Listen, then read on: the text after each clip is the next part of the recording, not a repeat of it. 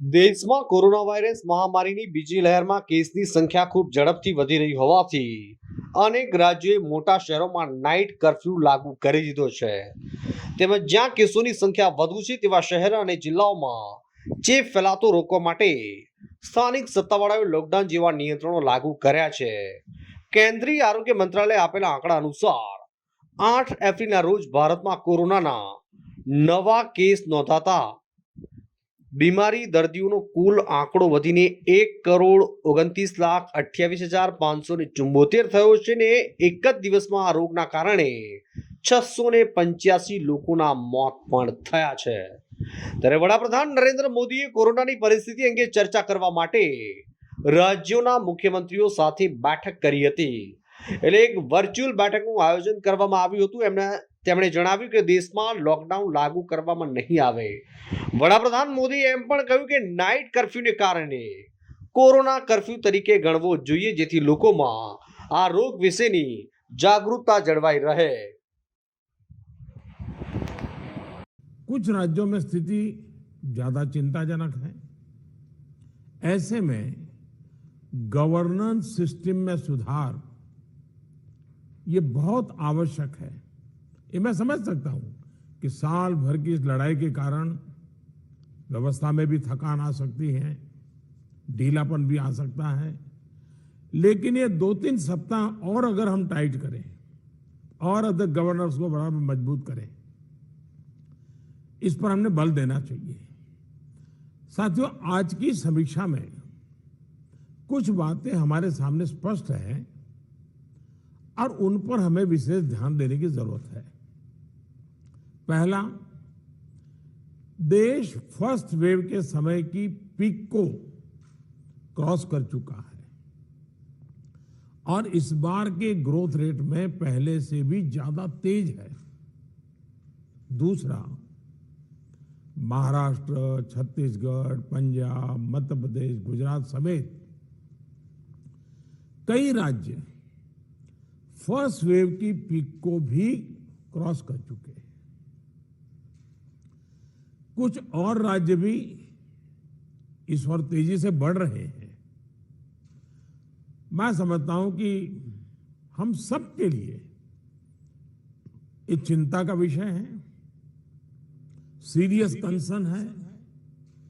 और तीसरा, इस बार लोग पहले की अपेक्षा बहुत अधिक कैजुअल हो गए हैं. अधिकतर राज्यों में प्रशासन भी सुस्त नजर आ रहा है. ऐसे में कोरोना के केसेस की इस अचानक बढ़ोतरी ने मुश्किलें ज्यादा पैदा की है. कोरोना के प्रसार को रोकने के लिए फिर से युद्ध स्तर पर काम करना आवश्यक है. साथियों, इन तमाम चुनौतियों के बावजूद हमारे पास पहले की अपेक्षा बेहतर अनुभव है, पहले की अपेक्षा अच्छे संसाधन है और अब एक वैक्सीन भी हमारे पास है. जन भागीदारी के साथ साथ हमारे परिश्रमी डॉक्टर्स और health workers, health care staff ने स्थिति को संभालने में बहुत मदद की और आज भी कर रहे हैं. आप सभी में अपने पहले के अनुभवों का प्रभावी ढंग से उपयोग अपेक्षित है. अब आप कल्पना कीजिए कि गत वर्ष इन दिनों में हमारे हाल क्या थे. हमारे पास टेस्टिंग लैब नहीं थे. इवन मास्क कहां से मिलेगा ये भी एक चिंता का विषय था. पीपी किट नहीं था और उस समय हमारे लिए बचने का एकमात्र साधन बचा था लॉकडाउन, ताकि हम व्यवस्थाओं को एकदम से जितना तेजी से बढ़ा सके और वो हमारी स्ट्रेटेजी काम आई.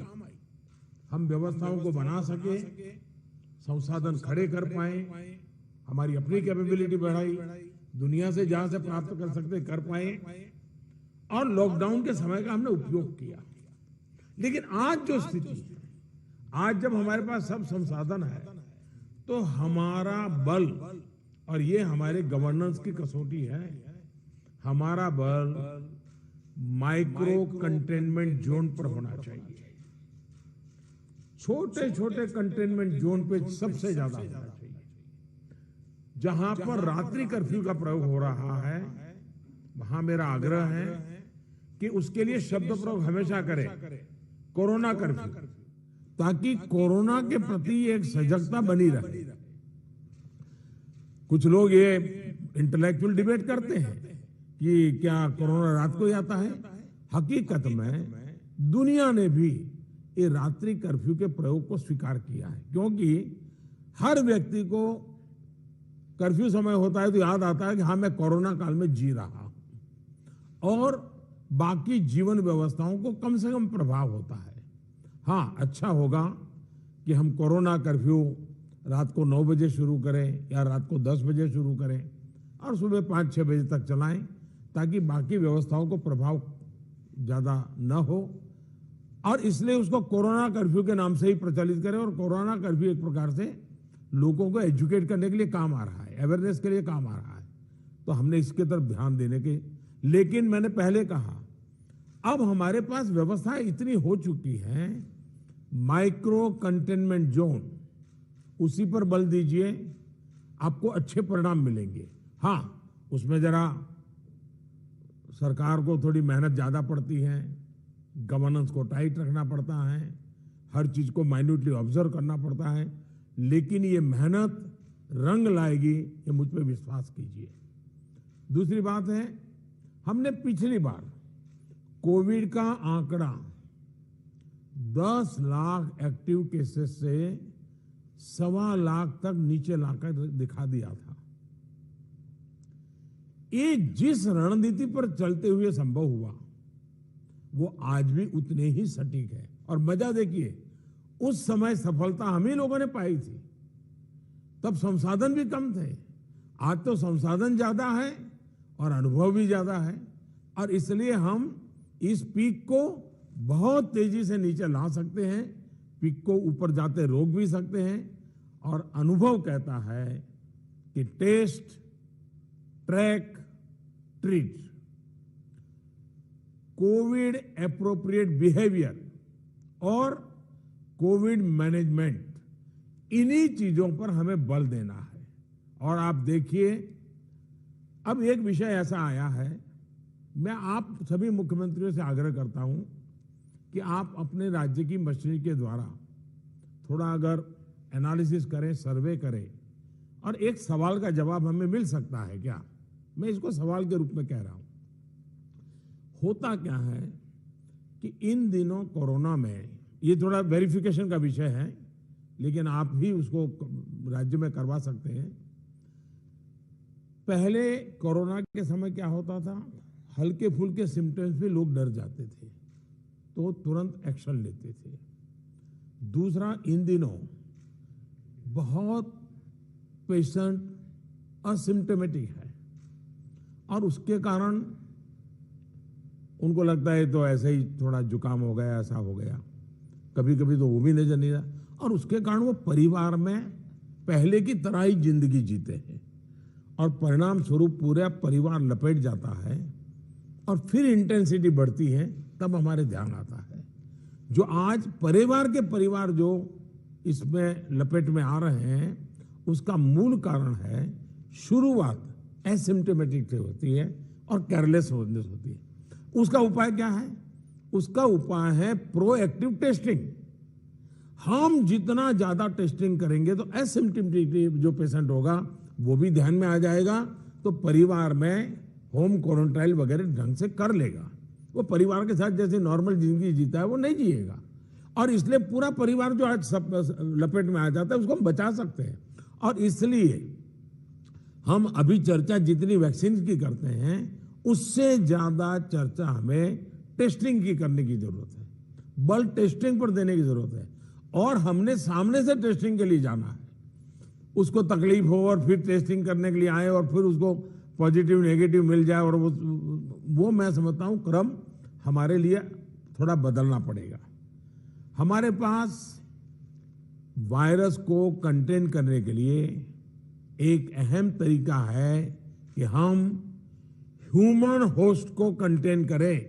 मैंने पहले भी कहा था, ये कोरोना एक ऐसी चीज है कि जब तक आप उसको लेकर के नहीं आओगे घर में नहीं आता है।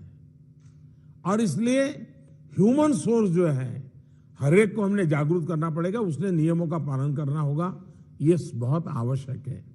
और निश्चित तौर पर इसमें टेस्टिंग और ट्रैकिंग की बहुत बड़ी भूमिका है। हम टेस्टिंग को लाइट न लें। टेस्टिंग को हमें हर राज्य में इतना बढ़ाना होगा कि पॉजिटिव रेट कैसे भी करके 5% के नीचे ला करके रख जाए। और आपको याद होगा, शुरू में जब कोरोना की खबरें आने लगी तो हमारे यहाँ कंपटीशन होने लगी।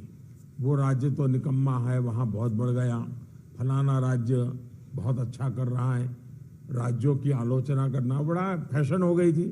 तो पहली मीटिंग में मैंने आप सबसे कहा था कि संख्या बढ़ने से आप जरा भी चिंता मत कीजिए, उसके कारण आपका परफॉर्मेंस बुरा है, प्रेशर में मत रहिए, आप टेस्टिंग पर बल दीजिए।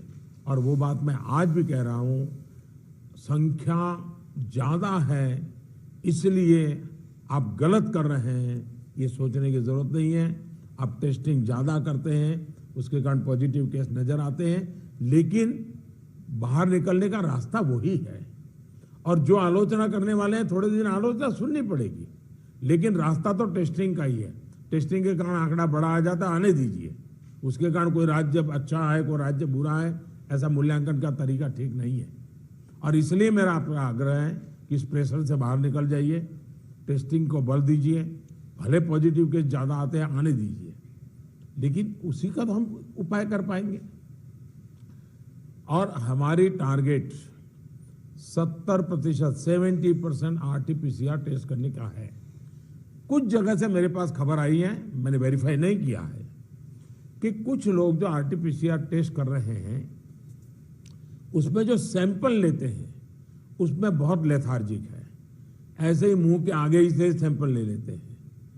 ऐसा है, बहुत गहरे जाकर के सैंपल लिए बिना रियल रिजल्ट मिलता ही नहीं है। अगर आपने ऊपर ऊपर से ले लिया मुंह में थोड़ा सा डाल करके, तो जो रिजल्ट आएगा वो तो नेगेटिव ही आने वाला है।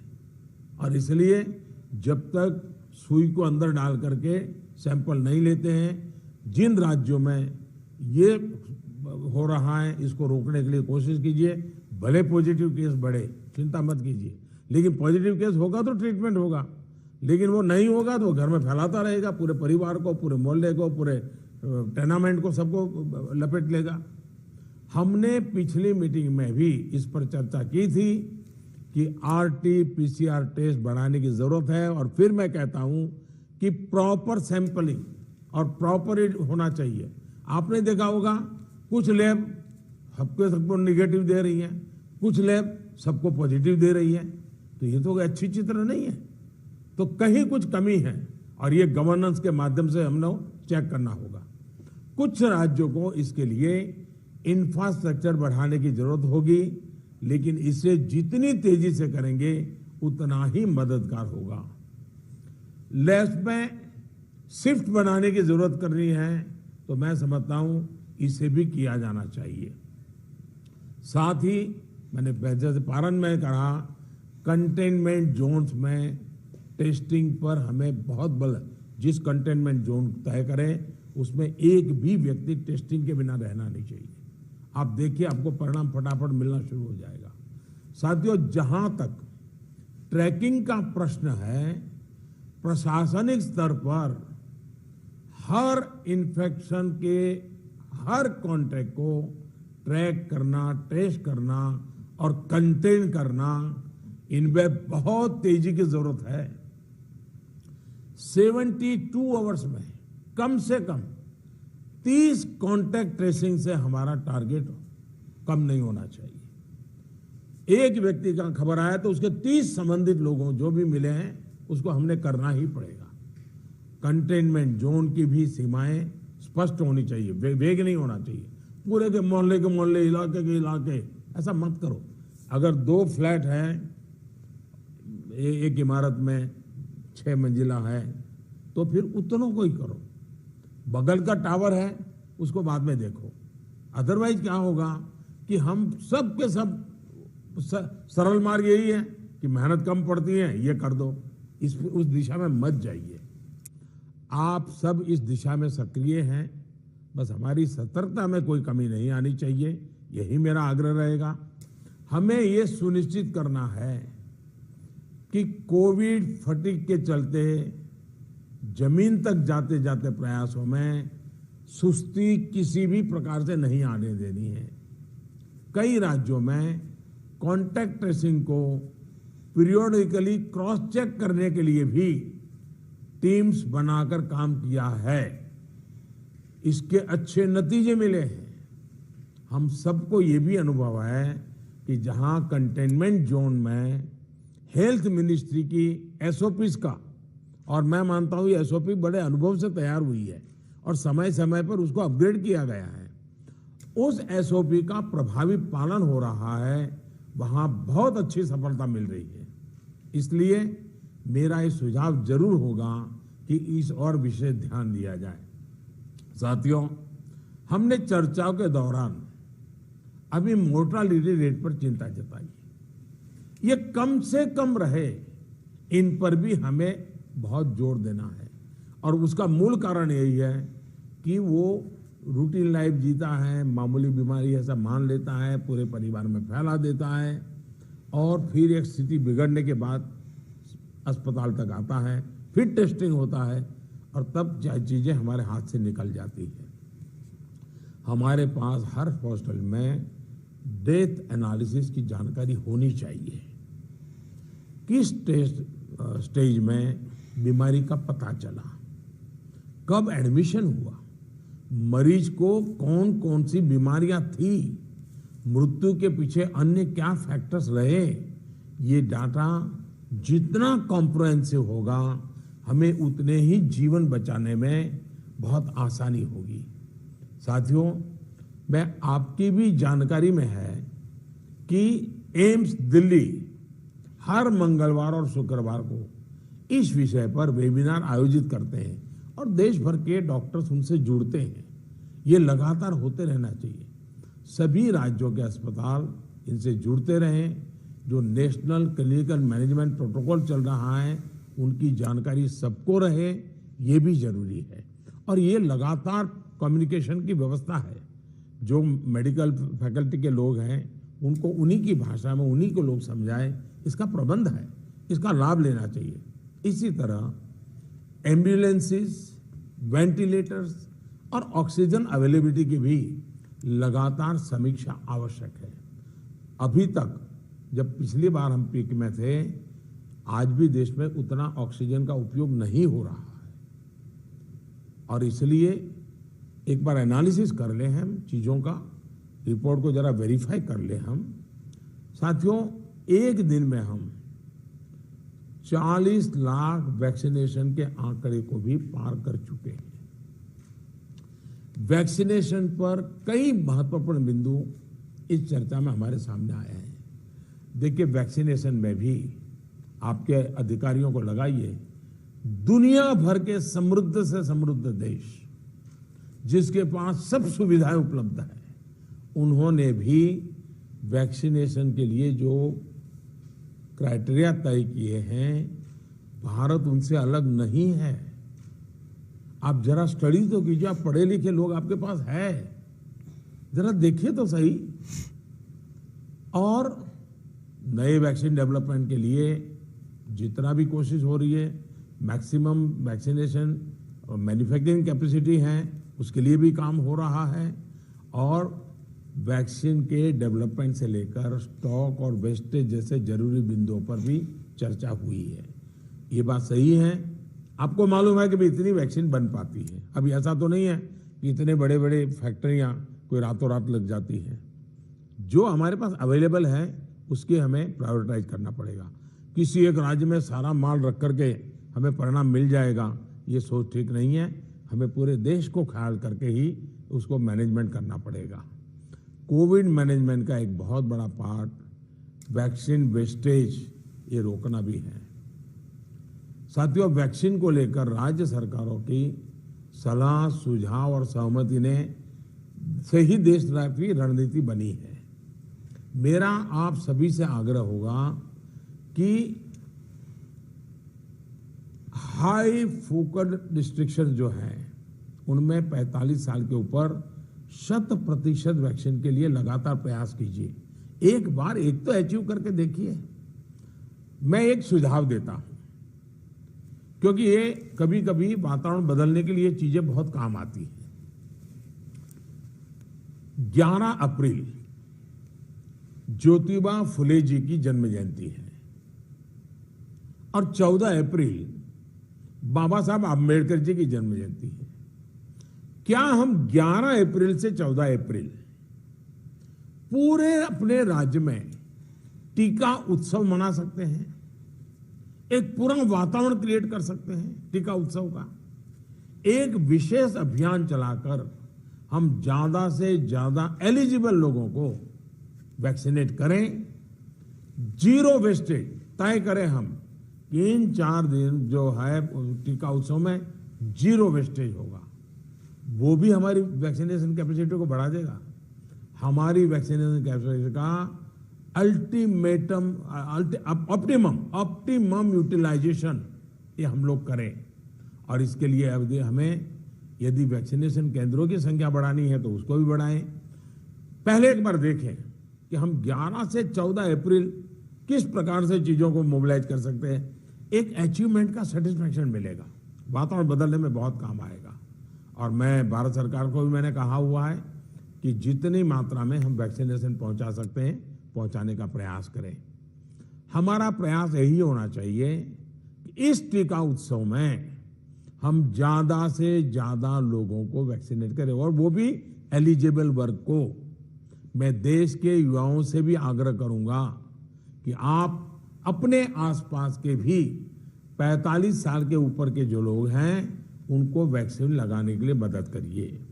मेरी नौजवानों से विशेष अपील है, आप हेल्दी हैं, सामर्थ्यवान हैं, आप बहुत कुछ कर सकते हैं, लेकिन अगर मेरा देश का नौजवान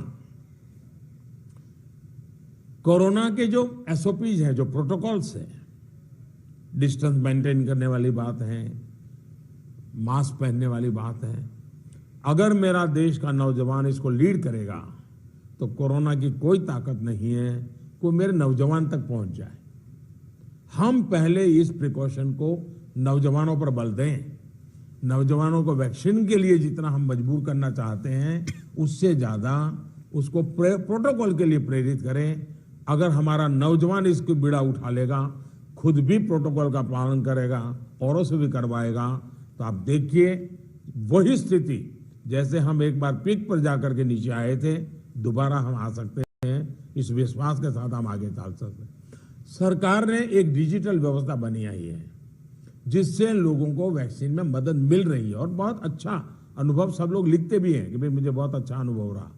लेकिन इस डिजिटल व्यवस्था से जुड़ने में जैसे भी परेशानी आ रही है, जैसे गरीब परिवार हैं उनके लिए टेक्नोलॉजी का समझ नहीं है, मैं नौजवानों से कहूंगा ऐसे परिवारों को मदद करने के लिए आप आगे आइए। हमारे एनसीसी हो, हमारे एनएसएस हो, ये हमारे राज्य के जो सरकार की व्यवस्थाएं हैं उनको हम काम में लगाएं ताकि लोगों को थोड़ी मदद मिले। हमने इसकी चिंता करनी चाहिए। शहरों में एक बहुत बड़ा वर्ग है जो गरीब है, बुजुर्ग है, झुग्गी झोपड़ी में रहता है, उन तक ये बातें पहुंचाएं, उनको हम वैक्सीनेशन के लिए ले जाएं। ये हमारे वॉलेंटियर्स को, सिविल सोसाइटी को, हमारे नौजवानों को हमारी सरकारें मोबिलाइज करें और उन्हें प्राथमिकता के आधार पर हम वैक्सीन लगवाना अगर हमारा प्रयास रहेगा तो हमें एक पुण्य का काम का संतोष मिलेगा और हमें उनकी चिंता जरूर करनी चाहिए।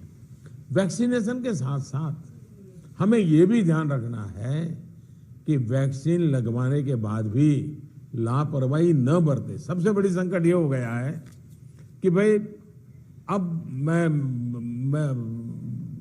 मुझे कुछ होगा ही नहीं। देवन से मैं कह रहा हूं, दवाई भी और कड़ाई भी। हमें लोगों को ये बार बार बताना होगा कि वैक्सीन लगने के बाद भी मास्क वगैरह जो प्रोटोकॉल्स है उसका पालन और अनिवार्य है। इंडिविजुअल लेवल पर लोगों में मास्क और सावधानी को लेकर जो लापरवाही आई है, उसके लिए फिर से जागरूकता जरूरी है। जागरूकता के इस अभियान में हमें एक बार फिर समाज के प्रभावी व्यक्तियों, सामाजिक संगठनों, सेलिब्रिटीज, ओपिनियन मेकर्स अपने साथ जोड़ना होगा। और इसके लिए मेरा आग्रह है कि गवर्नर नाम की जो अपने यहाँ इंस्टीट्यूट है, उसका भी भरपूर उपयोग किया जाए।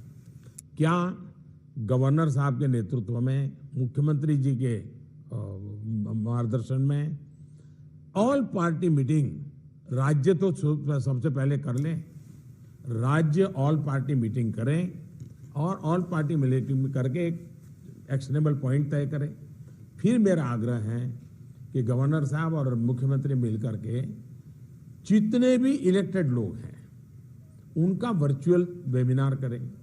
पहले अर्बन बॉडीज का करें, फिर रूरल बॉडीज का करें, जितने लोग चुन करके आए हैं उनसे करें, और उनके सामने सभी आपके असेंबली में जो जीत करके लोग आए हैं उसके जो फ्लोर लीडर हैं सब संबोधित करें। तो एक पॉजिटिव मैसेज अपने आप शुरू हो जाएगा कि भाई इसमें राजनीति नहीं करनी है, सबने मिल करके करना है। तो मैं समझता हूँ एक तो ये प्रयास करना चाहिए। दूसरा, गवर्नर साहब के नेतृत्व में, क्योंकि मुख्यमंत्री के पास बहुत काम रहते हैं, लेकिन गवर्नर साहब के नेतृत्व में एक आध समिट, बड़ा वेबिनार भी किया जाए, और जो शहर हो वहाँ पर लोकल हो तो सभी धार्मिक नेताओं को बुला करके एक समिट हो जाए और बाकी लोगों को वर्चुअल जोड़ा जाए। जो सिविल सोसाइटी के लोग हैं एक आध समिट उनका कर लिया जाए। जो सेलिब्रिटीज हैं, लेखक हैं, कलाकार हैं, खिलाड़ी हैं, उनको एक बार कर लिया जाए। मैं समझता हूं कि ये गवर्नर के माध्यम से इस प्रकार के लगातार भिन्न भिन्न समाजों के लोगों को जोड़ने का एक मूवमेंट चलाया जाए। और यही बात कि भाई आप इन प्रोटोकॉल का फॉलो कीजिए, टेस्टिंग पर बल दीजिए। हमारा क्या हुआ है, हम एकदम टेस्टिंग भूल करके वैक्सीन पे चले गए। वैक्सीन जैसे जैसे प्रोडक्ट होगी, जैसे जैसे पहुंचेगी। हमने लड़ाई जीती थी बिना वैक्सीन को। वैक्सीन आएगी कि नहीं आएगी वो भी भरोसा नहीं था, तब हम लड़ाई जीते। तो आज हमें इस प्रकार से भयभीत होने की कोई जरूरत नहीं है, लोगों को भयभीत होने नहीं देना है। अगर हम जिस तरीके से लड़ाई को लड़े थे उसी तरीके से लड़ाई को जीत सकते हैं। और जैसा मैंने कहा, पूरे परिवार लेपट में आ रहे हैं, उसका मूल कारण जो मुझे नजर आता है, फिर भी आप लोग इसको वेरीफाई कीजिए। मैं क्लेम नहीं कर रहा हूं किसी चीज का, मैं सिर्फ अपना ध्यान आकर्षित करता हूं कि एसिम्प्टोमेटिक कारणों से शुरू में परिवार में ये फैल जाता है, फिर अचानक परिवार में जो पहले से बीमार व्यक्ति है या कुछ करने वाला है वो एकदम से नए संकट में आ जाता है, फिर पूरा परिवार संकट में आ जाता है। और इसलिए मेरा आग्रह है, प्रोएक्टिवली हमने टेस्टिंग पर बल देना होगा। हमारे पास व्यवस्थाएं हैं, हिंदुस्तान के हर जिले में लैब बन चुकी हैं। एक लैब से शुरू किया था हमने, आज हर जिले में लैब पहुंच गई है। और हम इस चीज को बल ना दे तो कैसे होगा। इसलिए मेरा आग्रह है, जहां तक राजनीति करना न करने का सवाल है, मैं तो डे 1 से देख रहा हूं, भांति भांति के बयानों को झेल रहा हूं, लेकिन मैं कभी मुंह खोलता नहीं हूं, क्योंकि मैं मानता हूं ये हिंदुस्तान के लोगों की सेवा करना पवित्र हमारा जिम्मेवारी है। हमें ईश्वर ने इस समय ये कठिन परिस्थिति में सेवा करने का जिम्मा दिया है, हमने इसको निभाना है। जो राजनीति करना चाहते हैं वो कर ही रहे हैं, उनके लिए मुझे कुछ कहना नहीं है। लेकिन हम सभी मुख्यमंत्री अपने राज्य के सभी दलों को बुला करके, सभी प्रकार के लोगों को साथ रख करके अपने राज्य में स्थिति को बदलने के लिए आगे आएंगे। मुझे पक्का विश्वास है इस संकट को भी हम देखते ही देखते पार करके निकल जाएंगे। फिर एक बार मेरा यही मंत्र है, दवाई भी और कड़ाई भी। ये इस विषय में कोई कॉम्प्रोमाइज मत कीजिए जी। मैंने पिछली बार भी कहा था कि आपको जुकाम की दवा ले ली और बाहर बारिश आ रहा है, आप कहें मैं छाते का उपयोग नहीं करूंगा, ये नहीं चल सकता है। आपको अगर जुकाम हुआ है, दवाई ली है, ठीक हुए, तो भी अगर बारिश आ रही है तो आपको छाता रखना ही पड़ेगा, रेनकोट पहनना ही पड़ेगा। वैसा ही ये कोरोना एक ऐसी बीमारी है, जैसे हर प्रोटोकॉल में फॉलो करते हैं, इसको भी करना पड़ेगा। और मैं ये कहूंगा कि जैसे हमने पिछली बार कोरोना को नियंत्रित किया था, वैसे ही हम इस बार भी कर लेंगे। मेरा पक्का विश्वास है और मेरा आप पर भरोसा है। आप अगर इनिशिएटिव लेंगे, चिंता करेंगे और फोकस टेस्टिंग पे कीजिए। वैक्सीनेशन की व्यवस्था एक लंबे कालखंड के लिए है, जो निरंतर चलानी होगी, वो चलाते रहेंगे। आज बल हम इस पर दें और जो एक टीका उत्सव एक ब्रेक थ्रू करने के लिए तय किया है, उस टीका उत्सव पर हम एक नई सफलता प्राप्त करें। एक नया विश्वास पैदा करने के लिए एक छोटा सा अवसर काम आ सकता है। मैं फिर एक बार आपके सुझावों की प्रतीक्षा करूंगा। बहुत बहुत धन्यवाद।